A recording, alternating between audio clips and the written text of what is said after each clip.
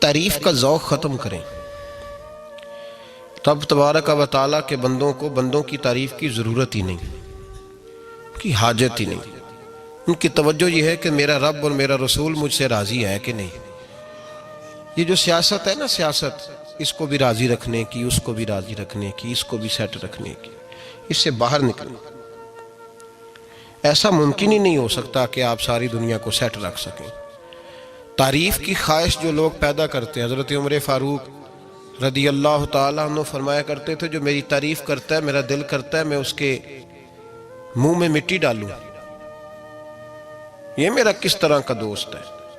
تو کہا حضور پھر کیا کریں جن کو آپ سے پیار ہے؟ فرمانے لگے اگر مجھ سے پیار ہے تو میرے لیے دعا کریں، میرے لیے دعا کریں جو میرے لیے ذخیرہ بنے۔ ہم قائل ہو گئے ہیں تعریف کے، کوئی کام کر کے لوگ فوراً رزلٹ مانگتے ہیں، فوراً۔ بہت سارے لوگ ہیں نعت کے بعد وہ یہ مانگتے ہیں کہ کہا جائے کہ تم نے بڑا، کیا بچے کیا بات ہے تمہاری۔ قاری صاحب کہتے ہیں کہ تعریف کی جائے کہ میں نے تلاوت کی تو آج حدی ہو گئی۔ واعظ کرنے کے فوراً بعد کہتا ہے آج پھر دیکھا کیسے جملے کہے، تو ضائع ہو گیا کام۔ ایسا نہیں کریں۔ جس بندے نے کہا میری تعریف کرو، جس نے کہا اس نے تو اجر مانگ لیا۔ تو جو اجر مانگتا ہے وہ محبوب نہیں ہوتا، وہ سوداگر ہوتا ہے، وہ پیار نہیں کر رہا، وہ تو تجارت کر رہا ہے۔ جس نے کہا میرا نام لو میری تعریف کرو تو اس نے تجارت کی ہے۔ یہ شفقت کے ساتھ کوئی بزرگ کسی کے لیے خیر کے جملے کہہ دیں تو وہ ذخیرہ آخرت بن جاتے ہیں، وہ ذخیرہ آخرت بن جاتے ہیں۔ لیکن خواہش کرنا کہ میری تعریف ہو اور مجھے تعریف ملے گی تو میں آگے بڑھوں گا، شریعت اسلامیہ اس کو سخت ناپسند کرتی ہے۔ نبی پاک صلی اللہ تعالی وسلم کے غلام کہتے ہیں دل کرتا ہے مٹی ڈالیں۔ اور ویسے بھی تعریف اور خوشامد میں فرق ہوتا ہے۔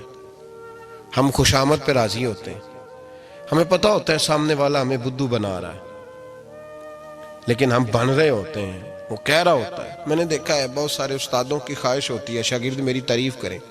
استاد جی کیا بات، تو شاگردوں مریدوں سے تو تعریف بندہ کرا ہی لیتا ہے، اس میں کون سی ایسی بات؟ مزہ تو تب ہے جب اہل خیر بات کریں، اچھے لوگ، غیر جانبدار لوگ جملے۔ تعریف کی خواہش چھوڑ دیں، چھپ کرنے کی کریں۔ نبی پاک صلی اللہ علیہ وسلم نے فرمایا تم میں سے بہترین مسلمان ہے جو متقی زیادہ ہو، بے نیاز ہو، دنیا کے مال پر اس کی توجہ نہ ہو، اور فرمایا اس کی یہ بھی خواہش نہ ہو کہ لوگ اسے اچھا کہیں۔ دیکھیں نا انبیاء کرام علیہ السلام کو دنیا میں کتنے لوگوں نے اچھا کہا، آپ ذرا غور تو کریں۔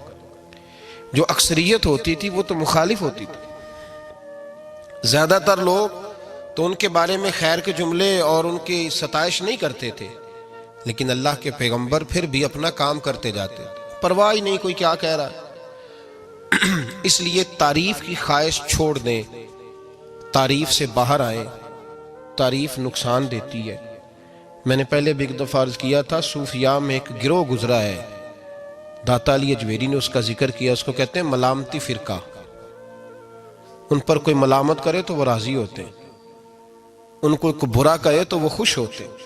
حضرت بایزید بسطامی رحمت اللہ تعالیٰ علیہ کی بات لکھی آپ نے، فرماتے ہیں کہ وہ ایک دن بسطام کے بازار سے گزر رہے تھے تو لوگ، رمضان کا مہینہ تھا تو لوگ اپنی دکانوں سے اٹھ کے آنے لگے، اپنا کاروبار چھوڑ کے ملنے لگے۔ تو حضرت بایزید فرماتے ہیں کہ میرے دل میں خیال آیا بادشاہ بھی آئے تو کوئی دکان نہیں چھوڑتا، کتنا میرا مقام ہے، کتنا میرا درجہ ہے کہ لوگ آ رہے ہیں۔ فرماتے ہیں شیطان نے میرے نفس کو بڑا کر دیا، میں نے رمضان کے مہینے میں ایک کھجور اٹھائی ریڑھی سے اور منہ میں رکھ لی، کھائی بھی نہیں، رکھ لی۔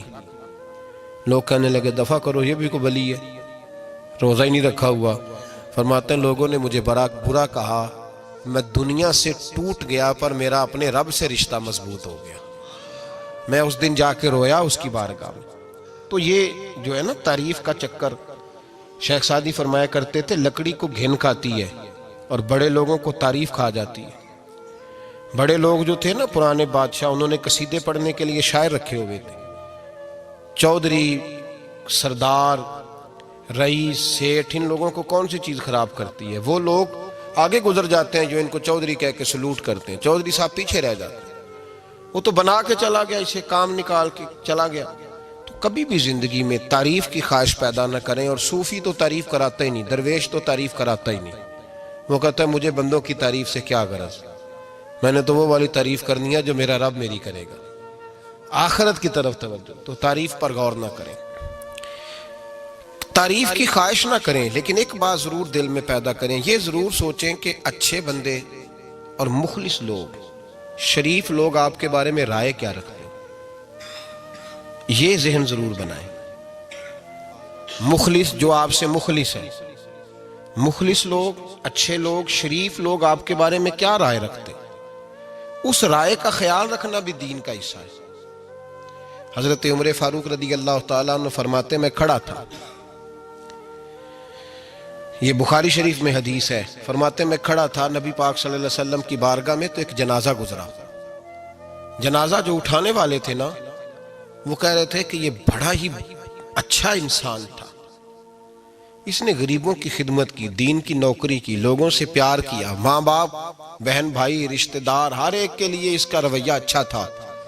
فرماتے ہیں نبی پاک صلی اللہ علیہ وسلم نے جنازہ اٹھانے والوں کی بات سن کے فرمایا واجبت، اس پر واجب ہو گئی۔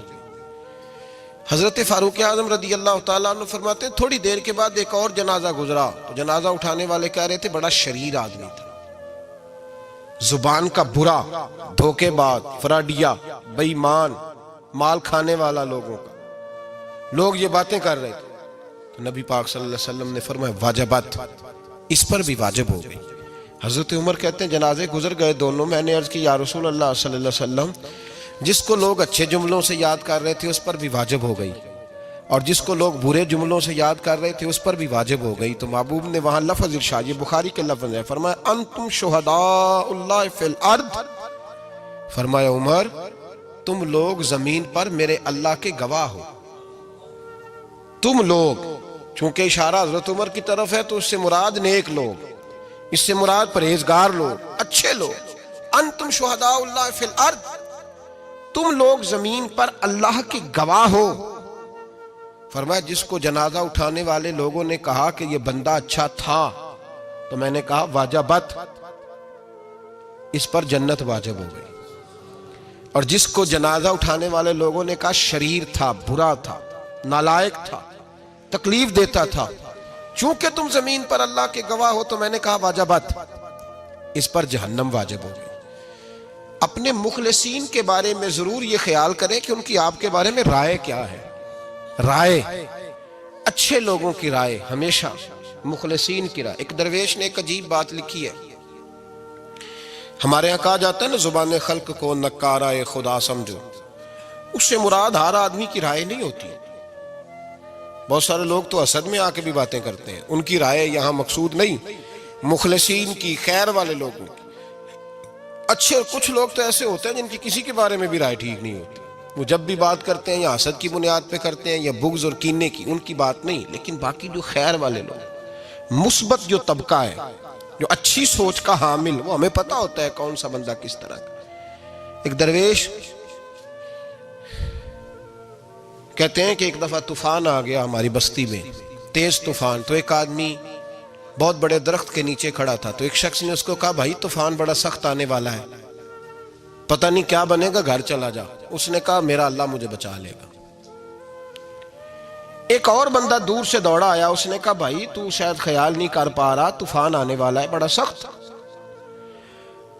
بڑا سخت، بڑا تیز طوفان آنے والا ہے، ہاں تیز طوفان آئے گا، گھر چلا جا، بچ جائے گا۔ اس نے کہا میرا اللہ بچائے گا۔ پھر ایک تیسرا شخص آیا جو اس سے پیار کرتا تھا، اس نے بھی یہی جملے کہے، کہا گھر لوٹ جا، طوفان تیز ہے، تو بچ جائے گا، ورنہ پتہ نہیں کیا بنے گا۔ تین لوگوں نے پیغام دیا، اس نے تیسرے کو بھی کہا میرا اللہ مجھے بچائے گا۔ اب وہ لوگ تو چلے گئے، اچانک طوفان تیز آیا، درخت کا ایک بہت بڑا حصہ ٹوٹا، موٹی لکڑی ٹوٹی، اس کے سر پہ لگی، بندہ انتقال کر گیا۔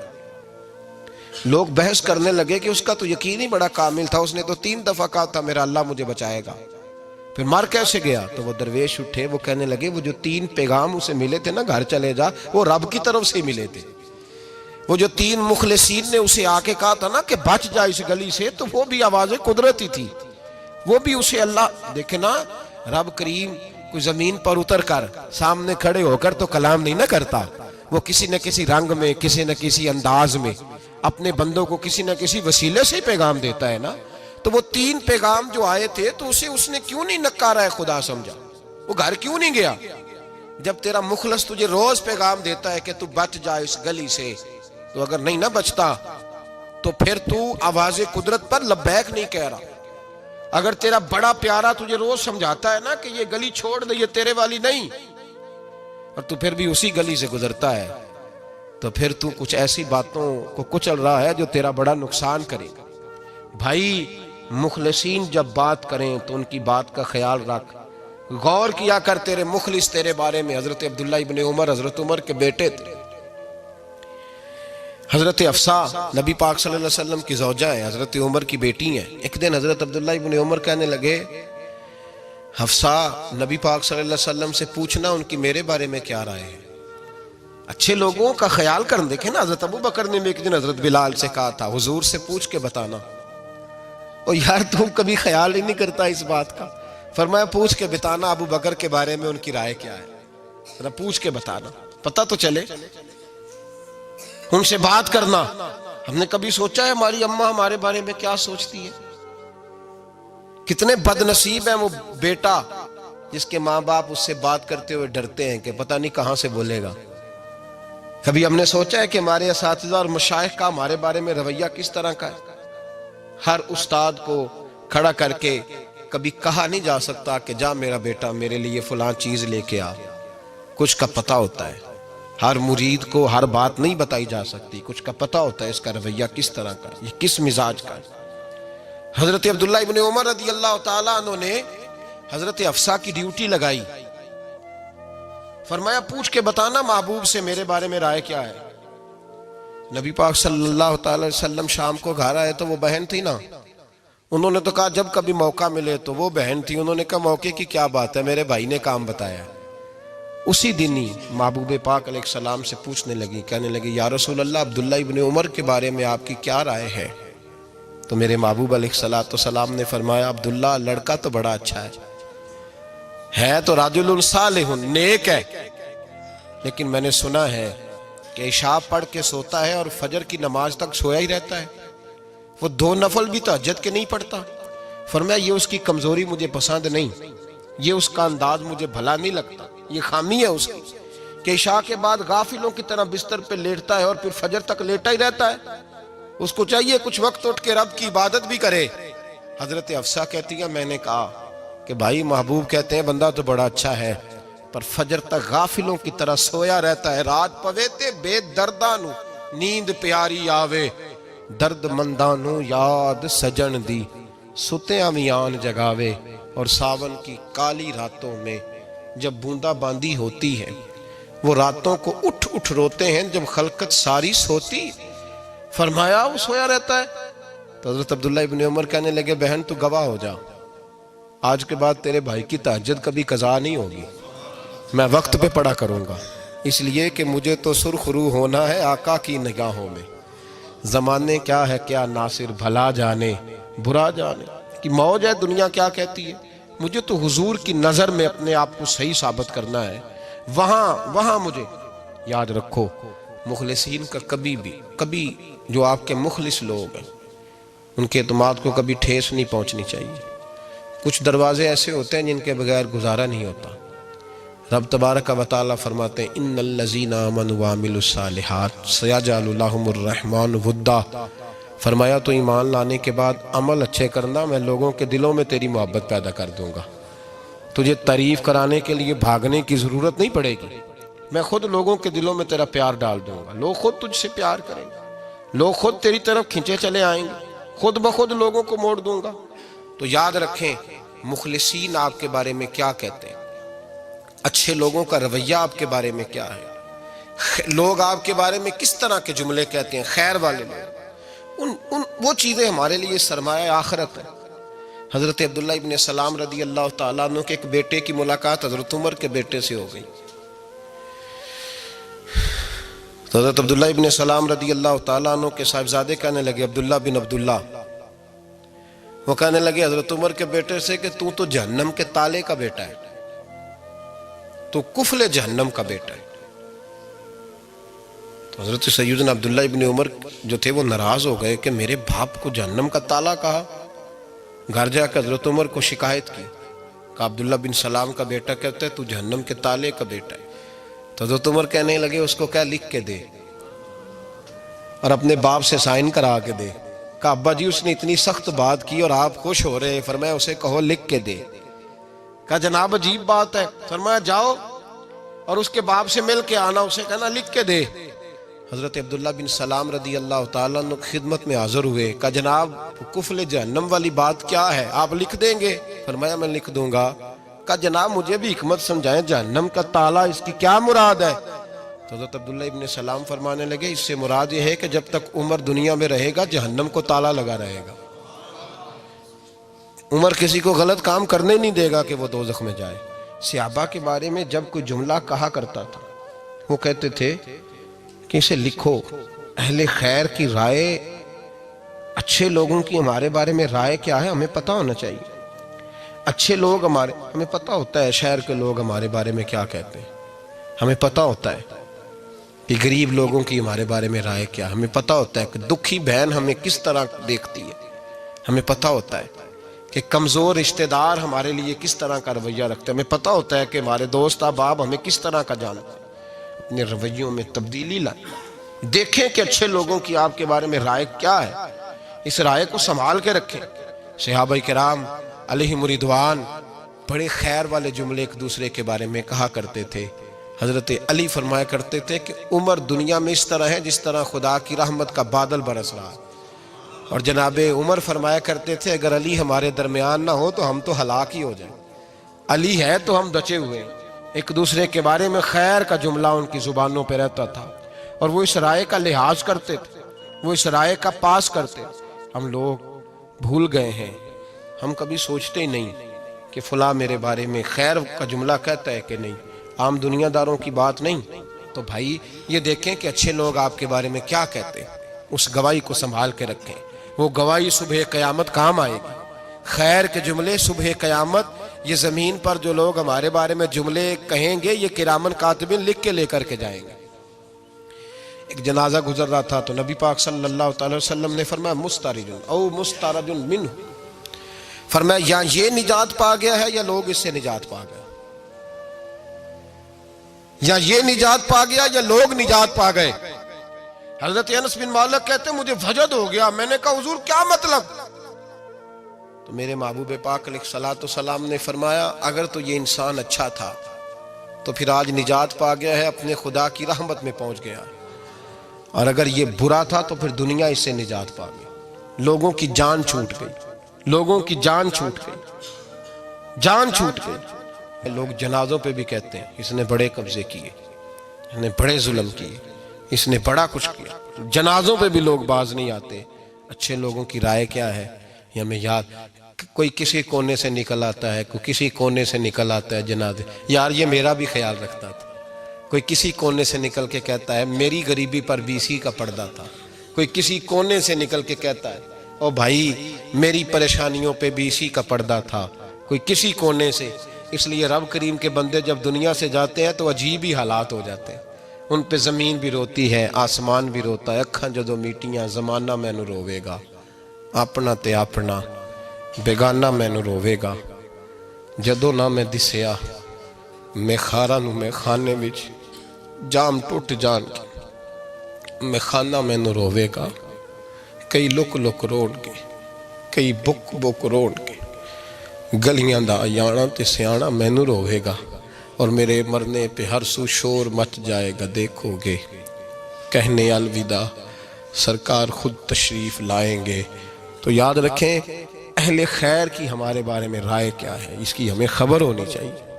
اچھے لوگ ہمارے بارے میں کیا کہتے ہیں یہ چیز ہمارے لیے سرمایہ ہونی چاہیے۔ ہم ان چیزوں کو یاد رکھنا چاہیے۔ ایک تو کبھی تعریف کی خواہش نہ پیدا کریں، ہاں اگر کبھی جانچنا ہو تو یہ ضرور دیکھیں کہ اللہ کے بندے، نیک لوگ، اہل خیر ہمارے بارے میں کیا کہتے ہیں، ان رویوں کا ضرور پاس کریں۔